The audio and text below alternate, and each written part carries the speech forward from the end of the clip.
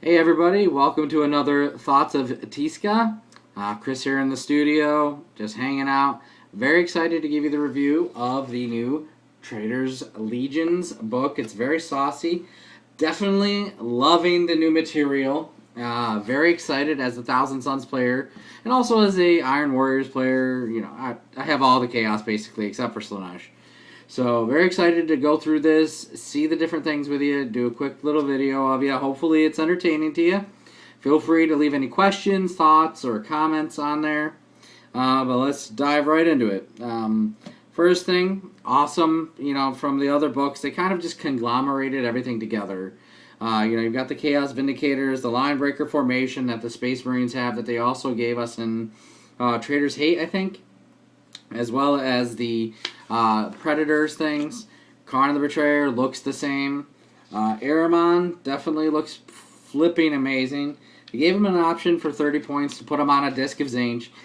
He's already 230 points. I don't think I'll ever put Ahriman on a Disc of Zinc, unless it's for like a fun, fluffy kind of game. He's got everything the same, Psychic Mastery level 4, but they updated his powers, I believe.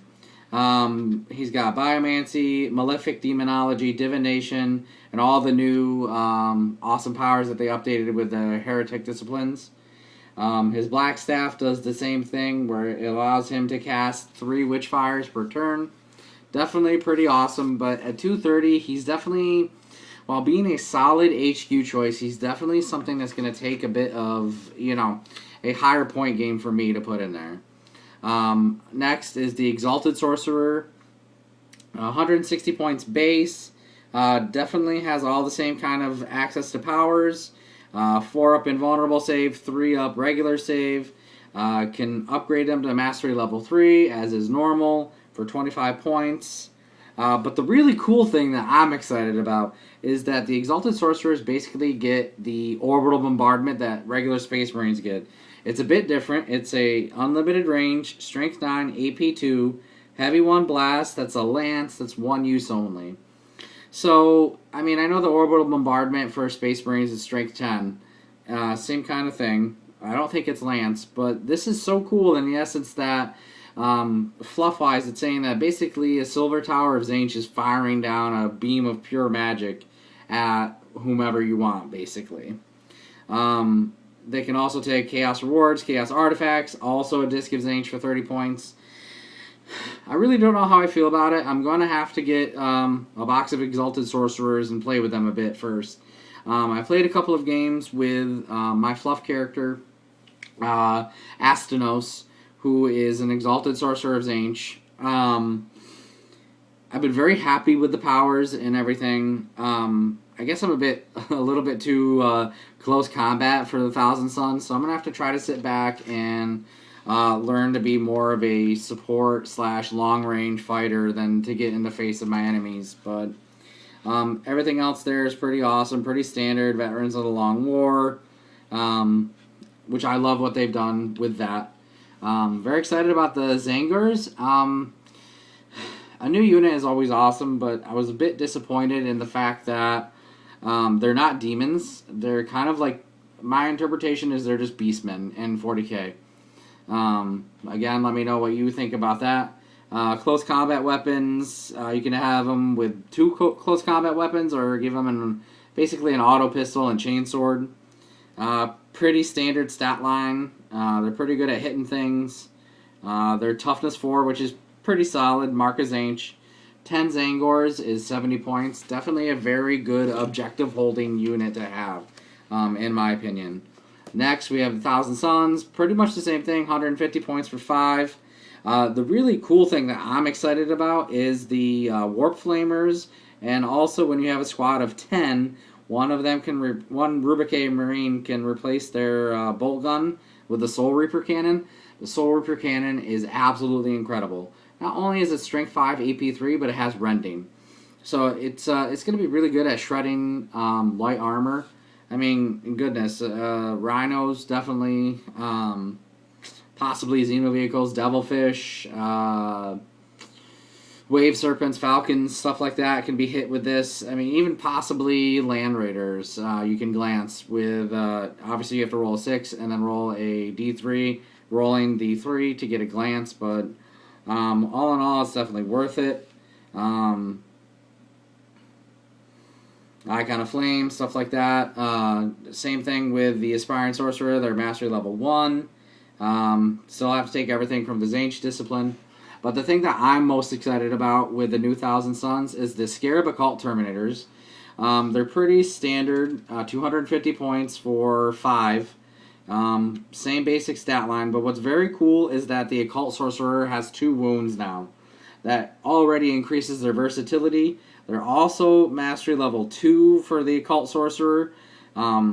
This makes me so excited. Now, one thing it says is Scarab Occult Sorcerers generate their powers from, the Biomancy and everything else there.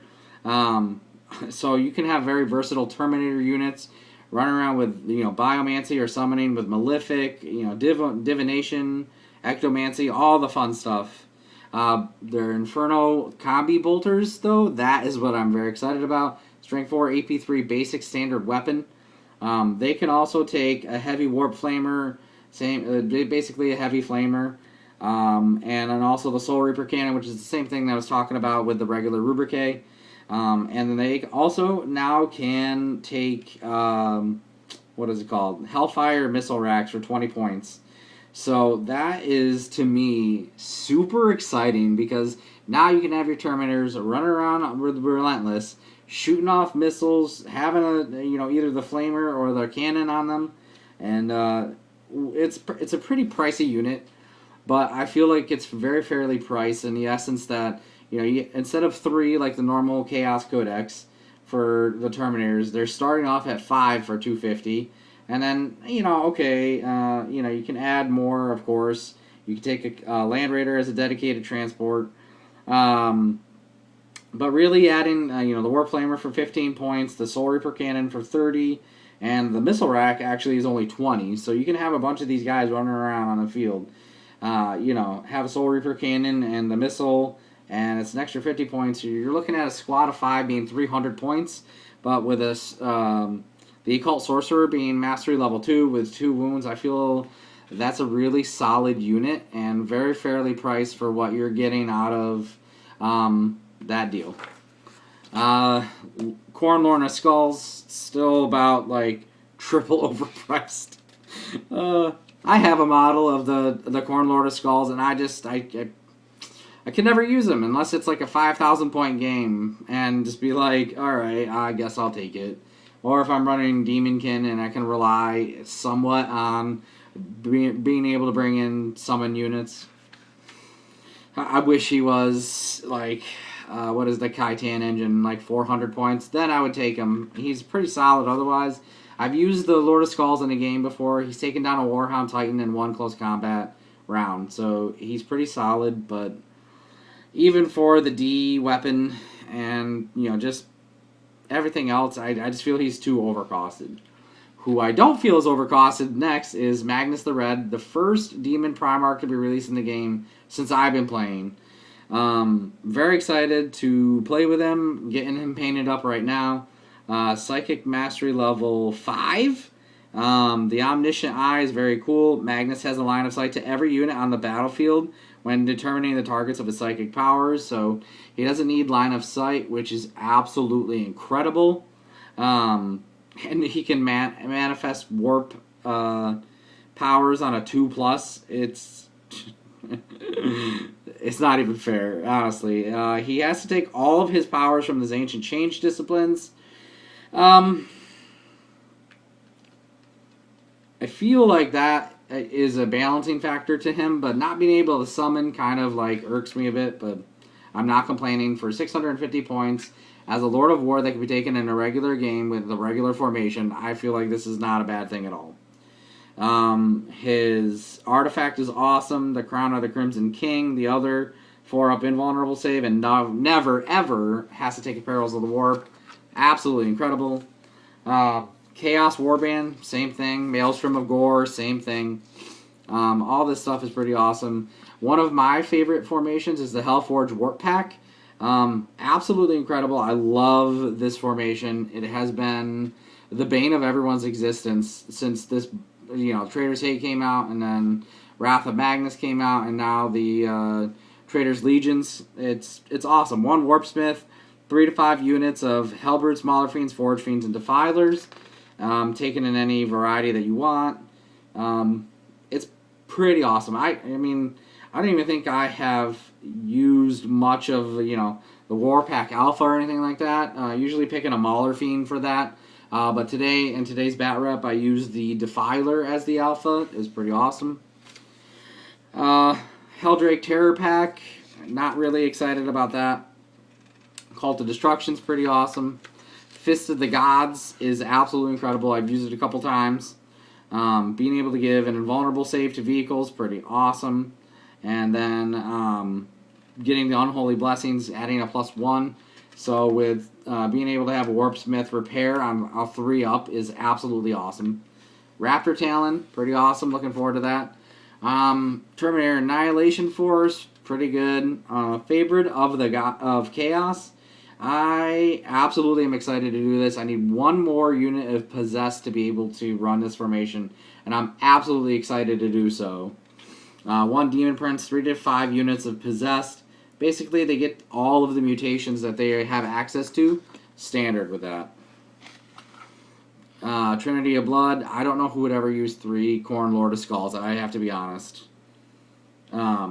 It's just so disappointing that 888 points for 1 of them, and then you're going to take 3 of them in a game. Usually don't run Black Legion, but I'm loving the Bringers of Despair, the Hounds of Abaddon. Demon Engine Pack is another thing I'm excited about. The Cyclopia Cabal is something that I'm loving. Shroud of Deceit, Warp Charge 3. It's a power that targets a single non-vehicle enemy unit within 30 inches.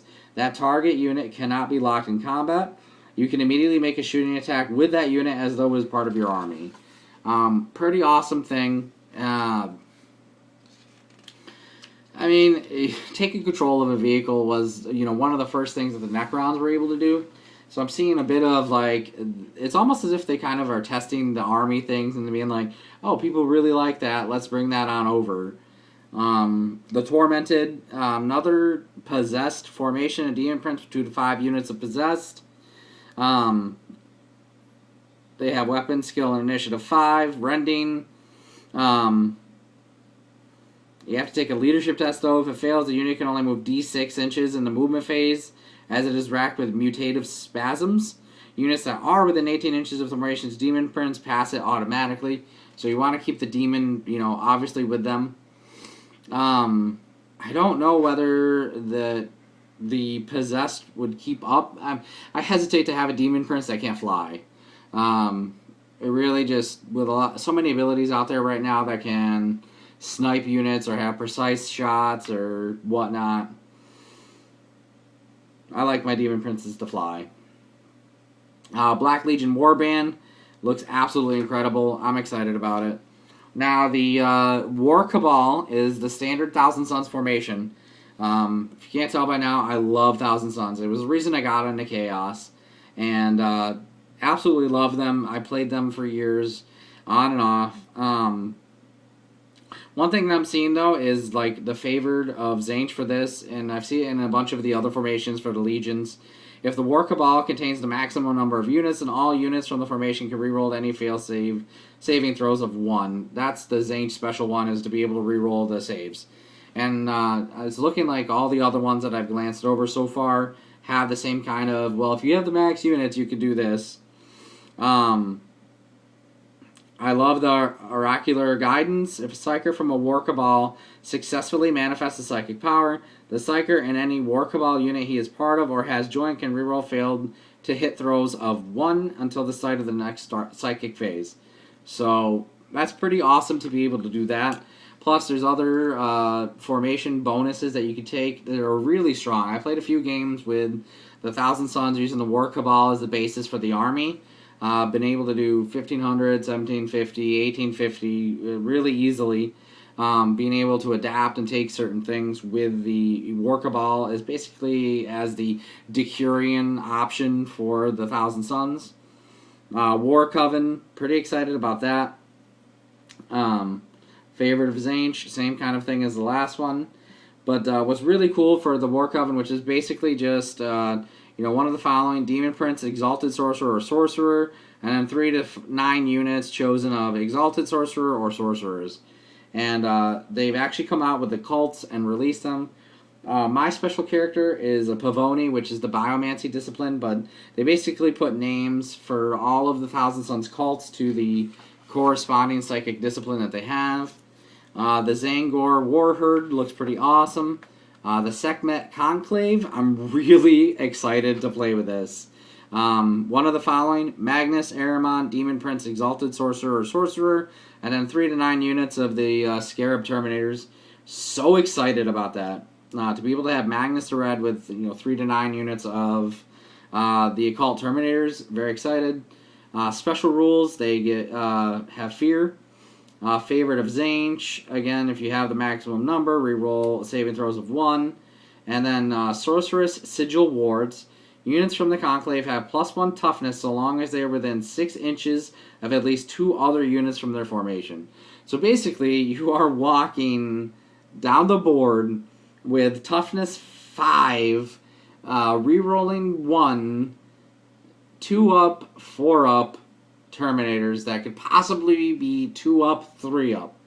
So that is absolutely incredible. I mean, it's going to be really pricey. Even taking the minimum number of squad members of 5, that's still 3 units, is going to be 750 points at the least. Not including any upgrades. That's just going to be where it starts. That's just absolutely incredible. And then Aramon's Exiles is awesome. A Rahati War Sect, it's definitely really, really awesome. And then you have all the different gods have different things. You have the Plague Colony for Nurgle. They cause fear, and then they have an awesome ability if you're within 7 inches. Cacophony for Slanesh, looking really, really awesome. Then we get into, Black Legion. And they've broken up all the different legions to have, what their forces are, warlord traits, and artifacts.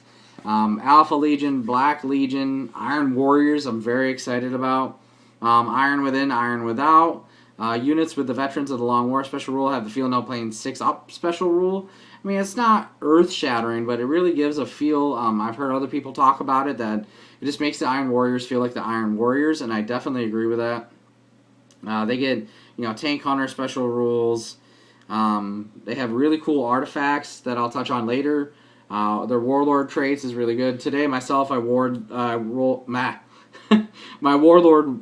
the Feel No Pain 4-up special rule, which is the #1 Warlord trait on there. And then, obviously they break them into the, Sons of Perturabo. They do that for all the Traitors Legions, where it gives you, here's the Chaos Warband, here's everything else that's been released, Lords of Legion. Iron Warriors have the Strongholds of Chaos, 1 to 3 fortifications.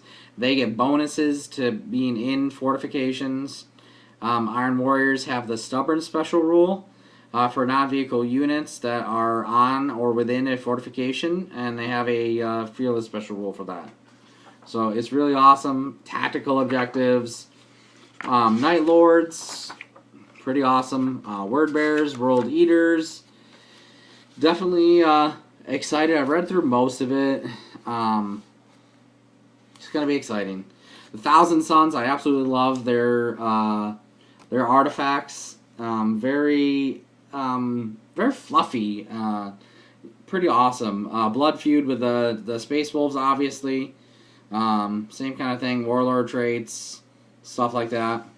What I really love is the Blessing of Zinc. If a unit with the Veterans of the Long War special rule is affected by a blessing, their invulnerable save is improved by 1 until the start of the next psychic phase that I have. That, to me, is absolutely incredible. I love it. That's what gives my, you're starting off with, Rubrique, start off with a 5-up with the Aura of Dark Glory. Marcus Zinc gives them a 4. And then all the aspiring sorcerers could possibly roll a blessing. So I'm walking with just my Rubrique with a 3-up, 3-up. So that's absolutely incredible. Very powerful. I'm very excited about it. And then also, the thing I'm excited about is the Masters of Arcane Knowledge. If a Psyker from this detachment suffers perils of the warp, you could choose to re-roll the result.